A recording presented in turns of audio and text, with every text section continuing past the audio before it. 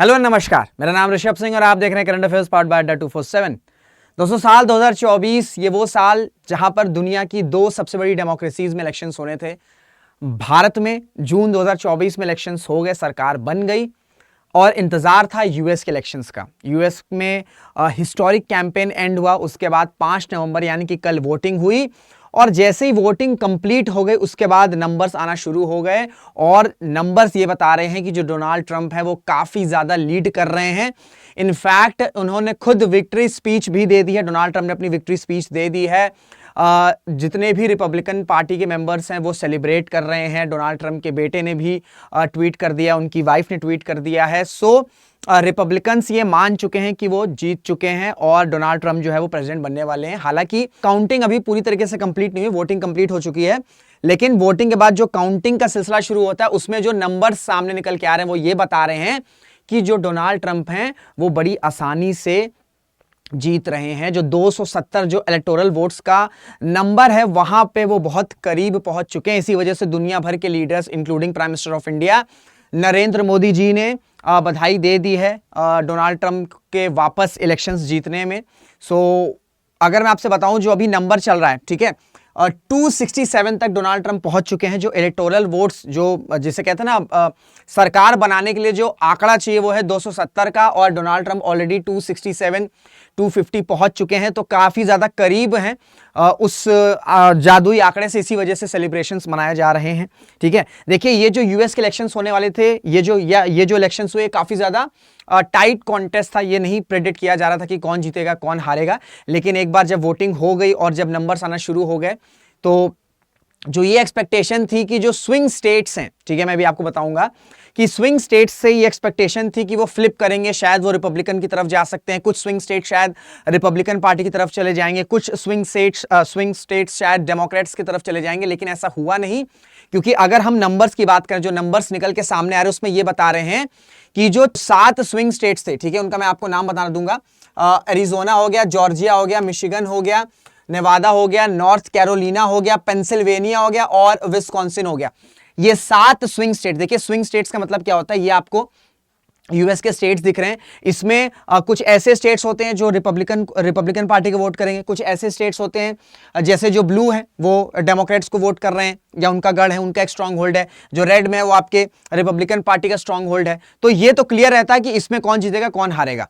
लेकिन जो deciding factor है या जो गेम चेंजर होने वाले थे यूएस के इस इलेक्शंस में वो थे स्विंग स्टेट्स, और ऐसे 7 स्विंग स्टेट्स थे।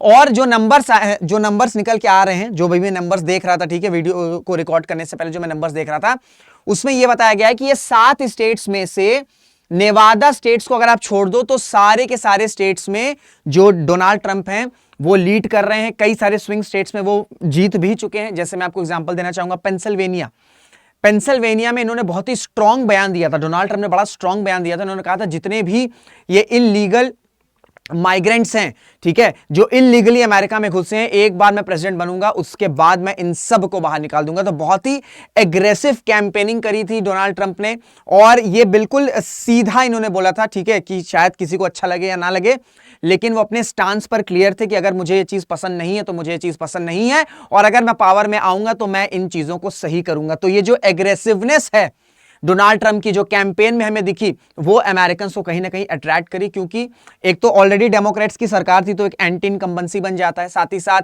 जो बाइडेन है वो बहुत ज्यादा पॉपुलर थे नहीं, उनके बहुत से ऐसे फुटेजेस वायरल हुए थे जहां पे वो ऐसी एक्टिविटीज कर रहे थे जिससे ये सवाल उठता था कि जो बाइडेन जो है क्या वो लीड कर सकते हैं या नहीं कर सकते हैं। उसके बाद फिर कमला हैरिस को अपॉइंट किया गया as the president of USA, जो कि वाइस प्रेसिडेंट थी, ठीक है।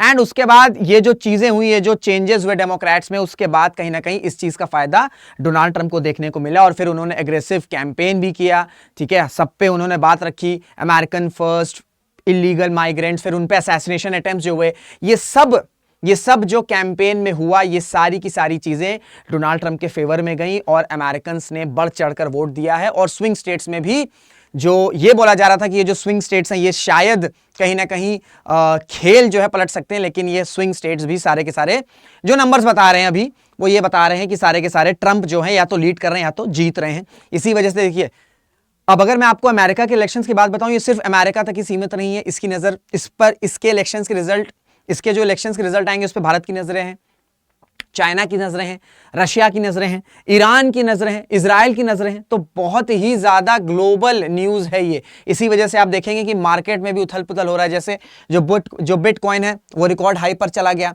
ठीक है। ये बोला जा रहा है एक्सपर्ट्स के द्वारा कि अब क्योंकि डोनाल्ड ट्रंप अगर प्रेसिडेंट बनते हैं, जो अभी नंबर्स देख के लग रहा है कि हाँ वो लीड कर रहे हैं और वो आसानी से जो 270 इलेक्टोरल वोट्स है उसको पा जाएंगे, तो ये बताया जा रहा है कि जो इलॉन मस्क है इनका पॉलिटिकल इन्फ्लुएंस ग्लोबली, अमेरिका की बात नहीं कर रहा हूं मैं, ग्लोबली बहुत ज्यादा बढ़ सकता है, क्योंकि बहुत बड़े सपोर्टर हैं डोनाल्ड ट्रंप के। प्लस रशिया का बहुत थ्रेट आ रहा था कि जो स्विंग स्टेट्स हैं जहां पे पोलिंग हो रही थी स्विंग स्टेट्स में, वहां पे शायद रशिया जो है वो टारगेट कर सकता था। ये तमाम तरह की हलचलें मच रही थी। लेकिन अब सवाल ये उठता है कि डोनाल्ड ट्रंप जो हैं वो बन गए, मतलब उन्होंने विक्ट्री स्पीच दे दी और ऑलमोस्ट बन गए। हालांकि कुछ स्टेट्स, देखिए इंडिया में जैसे वोटिंग कंप्लीट हुई 3 दिन बाद रिजल्ट्स काउंटिंग डिक्लेयर कर दिया जाता है, ऐसा यहां पर नहीं होता अमेरिका में, क्योंकि यहां पर हर स्टेट्स के अलग रूल हैं, ठीक है। जो 50 स्टेट्स हैं यूएस के, वहां पर अपना प्रोसीजर है, अपना लॉ है, तो उसी वजह से कई स्टेट्स के रिजल्ट्स में डिले होता है। तो इसी वजह से क्लैरिटी आपको पूरा जनवरी तक आएगी। लेकिन जो ट्रेंड्स बता दिए हैं वो ये बता रहे हैं कि डोनाल्ड ट्रंप जीत गए। लेकिन अब डोनाल्ड ट्रंप जीत गए तो उससे भारत पे क्या इंपैक्ट पड़ेगा, क्योंकि हमें भारत के इंटरेस्ट को देखना है। तो बहुत से एक्सपर्ट्स का मानना है कि जो ट्रेड है इसमें कहीं ना कहीं टफ बैरियर्स लगाने वाले हैं, क्योंकि डोनाल्ड ट्रंप ने पहले भी जो अपनी प्रेसिडेंटशिप में थे वो उन्होंने यही बोला था अमेरिकन फर्स्ट। तो हो सकता है कि जो ट्रेड वॉर चला था या जो ट्रेड बैरियर्स लगाए गए थे, टेरिफ बैरियर्स लगाए गए थे, इसको और ज्यादा बढ़ा सकते हैं डोनाल्ड ट्रंप, जो अल्टीमेटली भारत के एक्सपोर्ट्स को हैम्पर कर सकता है, ठीक है, भारत के एक्सपोर्ट्स को। साथ ही साथ जो डिफेंस और स्ट्रेटेजिक टाइज हैं वो भी कहीं ना कहीं शायद इंडिया और यूएस के जो टाइज हैं उसमें कहीं ना कहीं कुछ इंपैक्ट पड़ सकता है। क्योंकि अगर हम बात करें तो जो स्ट्रेटेजिक टेक्नोलॉजी होती है ना, जो इंपॉर्टेंट टेक्नोलॉजीज होती हैं, उनके ट्रांसफर के फेवर में डोनाल्ड ट्रंप नहीं है, बहुत ज्यादा नहीं है, क्योंकि उनको लगता है कि यूएस की कुछ स्ट्रेटेजिक टेक्नोलॉजी है वो सिर्फ यूएस के पास ही होनी चाहिए, उनके एलाइज के पास भी नहीं होनी चाहिए। तो जो टेक्नोलॉजी ट्रांसफर शायद अभी डेमोक्रेट के टाइम पर हो रहा था, शायद उस तरीके से ना हो अगर रिपब्लिकन पार्टी की सरकार बनती है और डोनाल्ड ट्रंप जो है वापस से प्रेसिडेंट बनते हैं। प्लस इमिग्रेशन, देखिए बहुत से इंडिया से भी लोग जाते हैं, ठीक है, तो जो वीजा नॉर्म्स हैं वो ऑलरेडी बहुत ज्यादा टफ है। तो हो सकता है कि जो जब डोनाल्ड ट्रंप वापस प्रेसिडेंट बनेंगे तो ये इमिग्रेशन प्रोसेस, ये वीजा का प्रोसेस और ज्यादा टफ हो जाएगा, क्योंकि उन्होंने कई बार बोला है कि वो माइग्रेंट्स को बाहर निकाल देंगे। लिटरली उन्होंने यही बोला कि वो माइग्रेंट्स को बाहर निकाल देंगे। फिर जियोपॉलिटिकल पे क्या, जियोपॉलिटिक्स पे बहुत बड़ा इंपैक्ट पड़ेगा। चाइना से कैसे डील करेगा यूएसए, डोनाल्ड ट्रंप किस तरीके से डील करेंगे चाइना के साथ, रशिया के साथ कैसे डील करेंगे, रशिया यूक्रेन वॉर में यूएस की पार्टिसिपेशन क्या कम हो जाएगी या बंद कर देंगे, सपोर्ट और बढ़ा देंगे, ये सारी चीजें हैं जो समय बताएगा। प्लस वेस्ट एशिया में इजराइल को किस तरीके से यूएस सपोर्ट करेगा, क्या डायनेमिक्स चेंज हो सकते हैं, ठीक है। फिर इंडो पैसिफिक में चाइना को काउंटर करने के लिए जो इंडो पैसिफिक में क्वाड है, इस ग्रुपिंग को और मजबूत किया जा सकता है, ठीक है। तो जियोपॉलिटिकली अगर हम एशिया की बात कर लें, चाहे हम यूरोप की बात कर लें, चाहे हम मिडिल ईस्ट की बात कर लें, हर जगह इसका इंपैक्ट पड़ेगा कि किस तरीके से यूएस की जो भी पॉलिसीज हैं वो कैसे डोनाल्ड ट्रंप या तो उसे कंटिन्यू रखते हैं या उसे बदलेंगे। साथ ही साथ रशिया इंडिया के रिलेशंस किस तरीके से, कैसे भारत अपने रिलेशंस को मेंटेन करेगा रशिया के साथ, ये भी देखने की चीज होगी। क्योंकि जब S-400 की डील हुई थी ना दोस्तों, S-400 की डील कब हुई थी, S-400 की डील हुई थी साल 2018 में। साल 2018 में प्रेसिडेंट थे डोनाल्ड ट्रंप और उन्होंने सैंक्शंस नहीं लगाए थे। भारत ने अपनी डिप्लोमेसी के थ्रू सैंक्शंस को अवॉइड कराया था जब S-400 की डील हुई थी।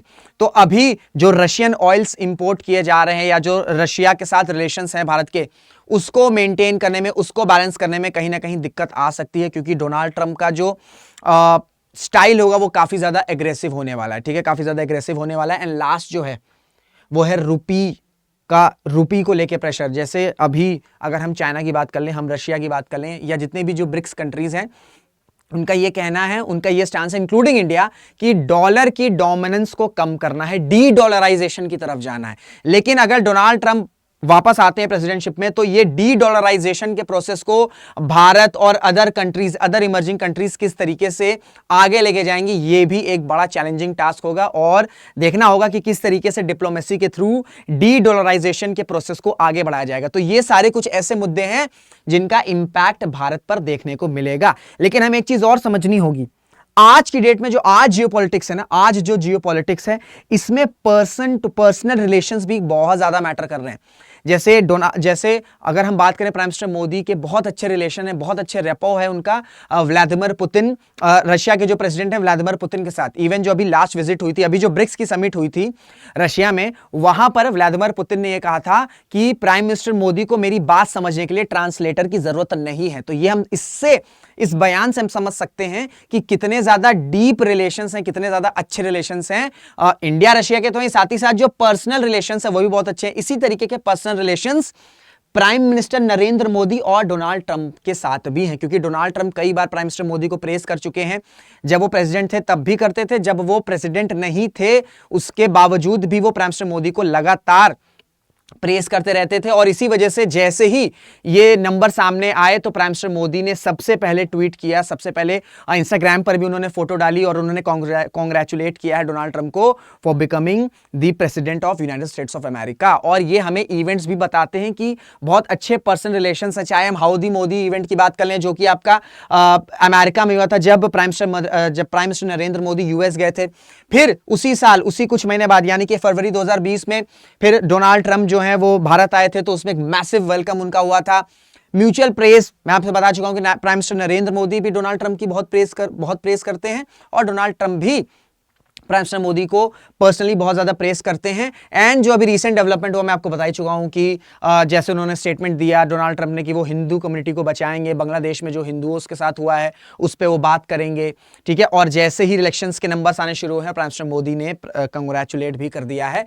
तो ये जो हमने इंपैक्ट गिनाए हैं इसमें कहीं ना कहीं एक जो पर्सनल रेपो है between prime minister Narendra Modi and president Donald Trump, would be president Donald Trump, ये एक बड़ा रोल, बड़ा मेजर फैक्टर प्ले करेगा। और देखना होगा कि किस तरीके से ये चीजें फिर प्ले आउट करती हैं।